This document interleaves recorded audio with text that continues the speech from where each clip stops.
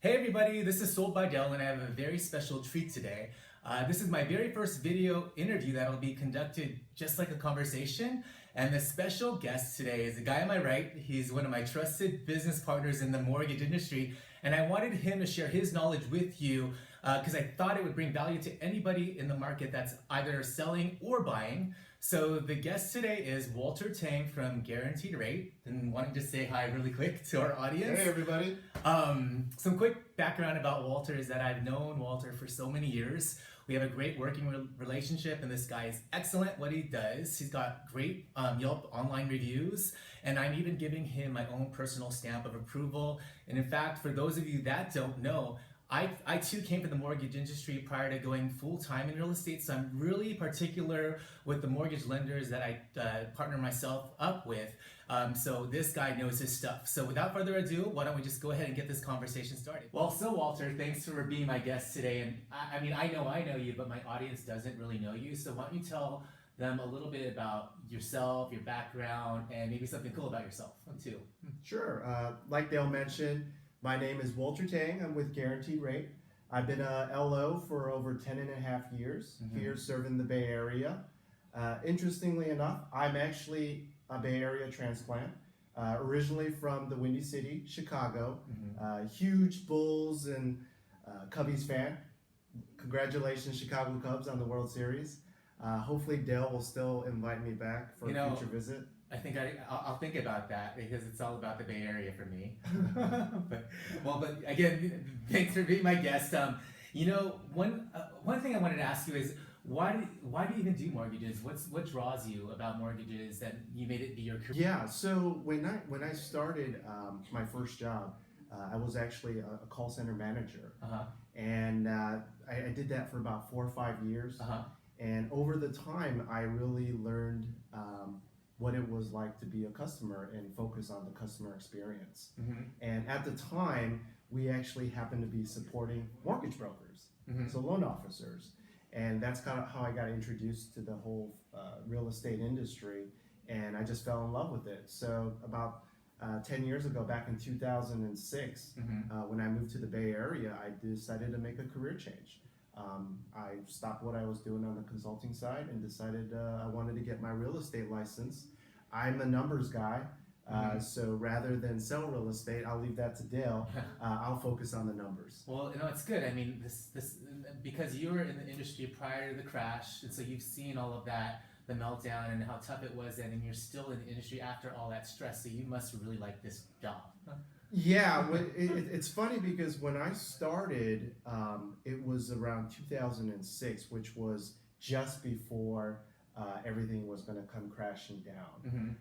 So when I learned, they were still doing some of those crazy exotic loans, ninja loans, right? No income, no assets. And then the market just crashed, and I was just starting out. So I literally kind of started from ground zero back then because everybody was getting out of lending. People were saying, hey, are you really going to stick around? I mean, the party's over. And for me, I mean, the party was just beginning because that's where I wanted to kind of start my career. Okay, got it. The next question I have is probably the most asked question amongst my buyers, especially first-time home buyers, and it's related to down payments. So I always get asked, is 20% down always required for getting a loan? I mean, what are your thoughts on that? Yeah. So after 2008 happened, for a few years, everything was very vanilla. So people wanted to see at least 20% down to really get a reasonable interest rate. Fast forward now, 2017, we have a lot of options out there. You can put 5% down, you can put 10% down. In fact, I have a program where you can put as little as 3% down. And the best part of it is that even when you're putting less than 20% down, you're not necessarily having to pay a lot of mortgage insurance. And that's something that people want to try to avoid at all costs. I mean, for those people that don't know what mortgage insurance are, can you explain what mortgage insurance is in your words? Yeah, so mortgage insurance is basically a way for a lender to kind of feel comfortable for taking on additional risk. For putting less than 20% down. Exactly. So if you come to me and you say, Walter, I can put down 20%, the bank's going to say, okay, that's fine. That's a lot of equity that you're putting down. We feel pretty comfortable. If you're putting less down, like 10%, they're going to want you to pay them an extra amount of money each month so that they feel comfortable lending you that money. So does that money go directly to as part of the mortgage payment, or is it a separate payment to It's actually a separate, so you're going to have your mortgage payment and you're going to have your mortgage insurance payment. Okay, got it. Going back, you said something about 5%. I think you said 5% down, or actually 3% down is what you said. Yeah. So that 3% minimum down, I know that FHA is 3.5% down. So 3% down sounds a little bit new to me. I mean, I want to hear more about that. Like, how does that work? What's kind of like the max loan size for that, and what's kind of like the purchase price that you would see that would be the max for something like that? Right. So if you're doing 3%, chances are you're going to be a first-time home buyer looking at specific markets. So if you're going to be borrowing less than $436,150, which is the conforming limit for Fannie Mae and Freddie Mac, then you'll have the ability to purchase at 3% down. Okay, got it. And so in terms of, well, we're sitting in my office, which is in San Ramon, and you like pretty much for a detached single family house, average purchase price is pretty much close to $1 million. For something like $1 million purchase price, which is very common in the Bay Area, what are you seeing as minimal down payments for that? Is it 3% as well, or 5%? No. So if you're in the jumbo category, so if you're borrowing over $636,000, chances are you're going to be in what they call jumbo territory. The good news is that jumbo loans, they have great rates. In fact, sometimes jumbo rates are actually lower than Fannie Mae, Freddie Mac rates, and you're able to put 10% down. In fact, I have a program right now where you can borrow up to $1.5 million and only put 10% down. And the whole thing about mortgage insurance, there isn't any on a monthly basis. How is that so? I mean, that type of loan is riskier to lender. And how would there be no mortgage insurance on that? Right. So the way the lender still prices in the mortgage insurance is that they are going to raise the interest rate slightly. So rather than charging you every month an additional $200-300 per month as a mortgage insurance payment, instead of, let's say the rate is at 5%, they're going to charge you 5.25%. So the rate is slightly higher, and it's basically built into the interest rate. Oh, so sometimes it might work out sometimes better maybe for the borrower because you can write off mortgage interest. In some cases, yeah. Double check with your CPA. That makes sense. Okay. Mortgage interest is tax deductible, whereas mortgage insurance isn't. Okay. Another popular question that I get from everybody I talk to just regarding real estate and mortgages is, where do you see like mortgages headed the rest of this year? I mean, for me, when I noticed a large spike up in the rates the day after Trump got elected last year, and in fact, I just recently saw that the Fed rate this week went up. So, I know, what's your opinion on and what's your take on rates for the rest of the year? Well, Dale, the economy is doing well. Stock market is up. You're right. The Fed, they just raised the rate a couple days ago, and with the way the comments went, I think we're going to see probably at least 2 other rate hikes this year. And what is that going to mean? I think right now the 30-year fix has been around 4s for the most part. I think in the next 6 to 12 months, it could very well hit 5%. So that 1%, to your example, here in San Ramon, if you're purchasing $1 million house, that means that your payment is going to go up nearly $500. That's really significant. I mean, that's really significant on the same purchase price, like from 4% to 5%, because $500, that's a lot of people's car payment. Exactly. So one thing that you have to do is when you do get pre-approved, because we're in a raising interest environment, you need to keep in touch with your realtor and also your lender as well. Because if you're pre-approved today at 4% for an $800,000 loan, if the interest rate goes to 5%, then all of a sudden you may not qualify for $1 million. You may only qualify for 900,000. So you need to adjust accordingly. And I feel that, just kind of to dovetail what you're talking about, I feel like a lot of buyers are feeling, or sensing that the rates are going to go up. I mean, I noticed a lot of people have been coming out of the woodwork ever since the election because of the fact that they saw that large spike up in rates. So it's the folks that were on the fence then have now come out to be active buyers to really look right now because they're scared that the rates could trend even higher. And like you're saying, these are real, like that purchase price of $1 million today, that will just mean that it'll cost more. I mean, if you're not paying, if you're getting a loan, you're not paying cash. This is real money. That $500 difference from that 4% rate to 5% rate, that's huge for a lot of people. Yeah. Yeah, I mean, you have a lot of buyers where they still want to be able to get what's historically a low rate. 4% isn't all that bad. 4% is better than 5%. They know that they've missed the boat on the super crazy low 3.5% 30-year fix, right? But they want to be able to purchase something before the rates go up higher because values here are still hitting new record prices in certain areas. That's true. Something has nothing to do with my buyers, but I wanted to more so talk about you and guaranteed rate, actually. I mean, there are so many lenders out over there. There's credit unions, there's Bank of America, Citibank, all those big banks, mortgage brokers. Why are you at guaranteed rate? Like, what sets guaranteed rate apart from just other lenders? Yeah, well, guaranteed rate, we basically live and breathe mortgages. That's all we do. When you walk into a Wells Fargo, go to your Citibank branch, Bank of the West, whatever bank it is, they just wear so many hats. They do mortgages, but they also do credit cards. They also do savings accounts, life insurance. They're just focused on so many things. But at guaranteed rate, all we do is originate and close loans. So all the staff, all the operations, everything is just focused on the customer experience and making sure that the borrower gets the best mortgage possible. And that's probably the main reason why I've been there. Last year alone, we did $23 billion in originations. Nationwide? Nationwide. Okay. Yeah, we're in all 50 states. So they're just continuing to grow. They recently got the naming rights to the Chicago White Sox Stadium.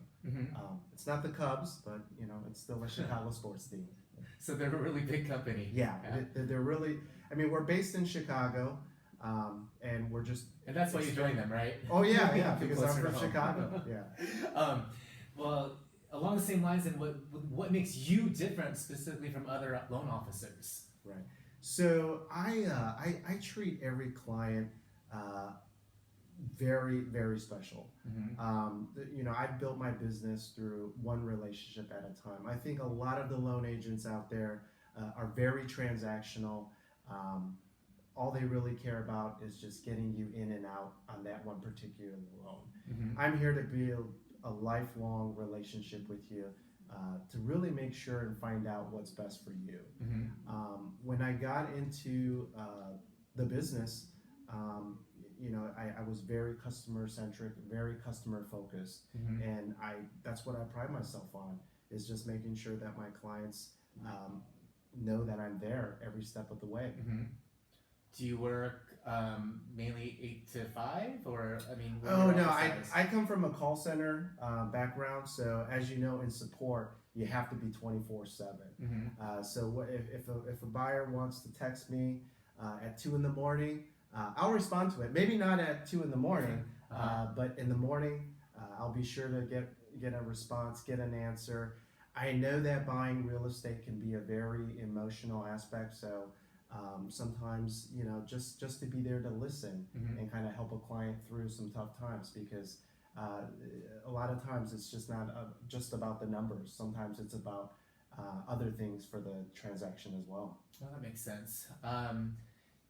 The thing I want to ask next just relates to the fact that you've been in the mortgage industry for a while, so you've seen a lot of things change over time. I mean, since 2008, during the mortgage crisis, the guidelines got so tight, and pretty much a lot of loans couldn't be done anymore. We're now in 2017, and I wanted to ask you, what's your take on how loose or how strict guidelines are overall?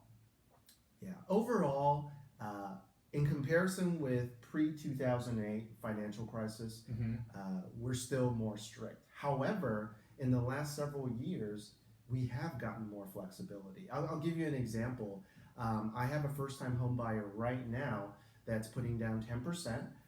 His purchase price is around $600,000. He's looking at a condo, and he's going to be closing next week. And several years ago, if you were putting 10% down, your debt to income ratio needed to be around 43% in order to get approved. Okay, got it. Well, now he's about 47%. Okay. And we were able to get this loan approved. So there is a bit of a loosening. People may not think so because they're used to hearing about stated income and no income, no assets. But that was a rare occasion. I don't think we're going to get back to that. I don't think we should probably because of what happened. But yeah, we are seeing the doors opening up, so to speak. Lenders are coming out. They're trying to make the guidelines a little bit easier for people to get loans. Okay. And from your standpoint, what are you seeing as popular loan products? I guess specifically what I want to ask is like fixed products versus adjustable rate mortgage products, also known as ARMs. What are people gravitating to like right now? Right. So you have a combination. Even with the raising rates, historically speaking, 30-year fix is still low. On average, rates have been in the 7s historically, but now we're in the 4s, maybe headed to the 5s by the end of the year. But that's still really low. So some people feel like they want a 30-year fix. They just get into that product and they don't have to think about it. They don't have to worry about refinancing. Other people, not so much. On average, somebody may be in their house or they may do something with their loan between 5 to 7 years. So they will consider an adjustable rate mortgage because on an adjustable rate mortgage, you're still able to get an interest rate in the 3s. So that might help you get a lot of savings. And qualify maybe for a little bit more. Exactly. I see. And what about interest only? Is that coming back? Do you see people talking about that more or even jumping into that type of product? Yes. Some people that like to have cash flow, some of your self-employed clients. Okay. People that want to make sure that on a monthly basis that they can account for cycles of income, they like to have that flexibility and pay the interest only. And maybe they may take the rest of the money and invest it in the stock market. Okay. That product is becoming more and more popular. It wasn't even around several years ago after the financial crisis, but now we're seeing it more and more again. It is a little bit more difficult to qualify for it. Because I take it requires more down payment than maybe a 10% down, right? Exactly. Okay. You're going to have to put 20% down. You're going to have good reserves. But for the certain client model, it's the perfect product. Okay, that makes sense. So it's not for everybody, but it's out there for somebody that really wants it. Okay, well, that wraps up all the questions that I had. Now, if any of you guys had any specific questions for Walter or personal scenarios that you wanted to run by him, I'm going to be putting his contact information at the very end of this video.